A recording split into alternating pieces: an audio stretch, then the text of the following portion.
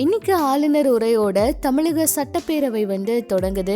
இந்த நிலையில முதலமைச்சர் அவரு என்னென்ன விஷயங்களை என்னென்ன திட்டங்களை நிறைவேற்ற போறாருங்கிற பல எதிர்பார்ப்பு இருக்கு. இன்னைக்கு இருக்க கூட்டத்துல என்ன அறிவிப்பு வெளியாகும் அப்படிங்கிற எதிர்பார்ப்பு மக்கள் மத்தியிலும் காத்துக்கிட்டு இருக்கு. கடந்த 2021 சட்டமன்ற தேர்தலில் குடும்ப தலைவிகளுக்கு மாதம் 1000 உரிமை தொகையா வழங்கப்படும்னு திமுக தலைவர் மு.க. ஸ்டாலின் அவரு அறிவிச்சிருந்தாரு. அந்த தேர்தலில் திமுக வெற்றி பெற்று ஆட்சி அமைச்சாங்க.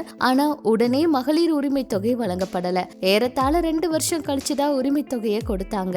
இப்படி இருக்கும்போது தமிழக வெற்றி கழகம் ஆட்சிக்கு வந்தா மகளிர் உரிமை தொகை 2500 உயர்த்தி வழங்கப்படும்னு விஜய் அவரு பேசியிருந்தாரு. இப்ப தாவேக ஆட்சி அதிகாரத்துல அமர்ந்திருக்கு. விஜய் அவர் முதலமைச்சரா இருக்காரு. இருந்தாலும் கடந்த 2 மாசமா 1000 மட்டுமே உரிமை தொகையா வரவு வைக்கப்பட்டிருக்கு. இந்த நிலையில இன்னைக்கு நடைபெறும் சட்டப்பேரவை கூட்டத்துல 2500 குறித்து அறிவிப்பு வெளியாகுமா அப்படிங்கிற எதிர்பார்ப்பு அதிகரிச்சிருக்கு. திமுக அரசை போலவே 2 வருஷத்துக்கு பிறகுதான் உரிமை தொகை உயர்த்தி வழங்கப்படுமா அல்லது விஜய் அவர் கொடுத்த வாக்குறுதியை உடனே உயர்த்தி கொடுப்பாரா அப்படிங்கறத பொறுத்திருந்துதான் பார்க்கணும். தமிழர்களின் பெருமை ஒரே மேடையில் வெளியிட போகின்றது. இது ஒரு செலிப்ரேஷன் ஆஃப் கிரேட்னஸ். எதிர்வரும் ஜூன் 20 சனிக்கிழமை லெஜெண்ட்ஸ் அண்ட் ஐகான்ஸ் அவார்ட்ஸ் 2026. நேற்றுக்கு முன்தினம் தாவேக அரசு 2021-26 ஆண்டு வரை தமிழகத்தோட நிதி நிலைமை எப்படி இருந்துச்சு அப்படிங்கிறது குறித்து வெள்ளை அறிக்கையை வெளியிட்டிருந்தாங்க.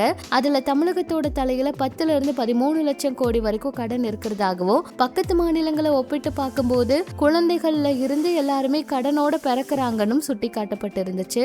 அது மட்டும் இல்லாம தமிழகத்தோட சொந்த வருவாய் கடுமையா குறைஞ்சிருக்கு. நிதி நிலைமை இப்படி இருக்கும்போது மகளிர் உரிமை தொகை 2500 உயர்த்தி வழங்கப்பட்டா மாநிலத்தோட கடன் இன்னும் அதிகமாகும் அப்படின்னும், கடன் குறித்து விஜய் அவர் என்ன பேச போறாரு, மக்கள் நலத்திட்டங்களை செயல்படுத்த கடன் வாங்க போறாரா, இப்படி பல கேள்விகள் இருக்கு. ஆனா அவர் என்ன முடிவெடுத்திருக்காருன்னு பொறுத்திருந்துதா பார்க்கணும். விஜய் அவருடைய இந்த ஆட்சி காலத்துல மக்கள் நிறைய சொன்ன விஷயங்களை எல்லாம் செய்வாரு அப்படிங்கிற எதிர்பார்ப்போட இருக்காங்க.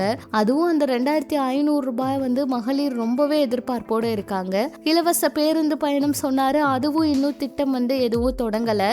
இப்படி இருக்கிற நிலையில அடுத்த முடிவை என்னதான் தாவேக அரசு எடுக்க போறாங்க அப்படிங்கிற ஒரு பல கேள்விகள் இருக்கு. இன்னைக்கு சட்டப்பேரவையில என்ன கேள்விகள் எல்லாம் கேட்க போறாங்க, என்ன நடக்க போகுது, என்னென்னலாம் பிரச்சனை வரப்போகுதுன்னு பொறுத்திருந்ததா பார்க்கணும். ஆனா நிறைய திட்டங்களை சீக்கிரமா செயல்படுத்த இருக்கிறதாகவும், சட்டப்பேரவை தொடங்குறதுக்கு முன்னாடி இந்த வெள்ளை அறிக்கையை வெளியிட்டதுக்கு காரணமே இவங்களால இப்போதைக்கு எந்த ஒரு திட்டத்தையும் தொடங்க முடியாது அப்படிங்கறத அவங்க சொல்றதுக்காக தான் இப்படி ஒரு வெள்ளை அறிக்கையை வெளியிட்டிருக்காங்கன்னு சொல்றாங்க. இதுக்கு முன்னாடி ஆட்சியிலும் இப்படியெல்லாம் நடந்துச்சு. ஆனா அவங்க மக்களுக்கான திட்டங்களை செய்தாங்க.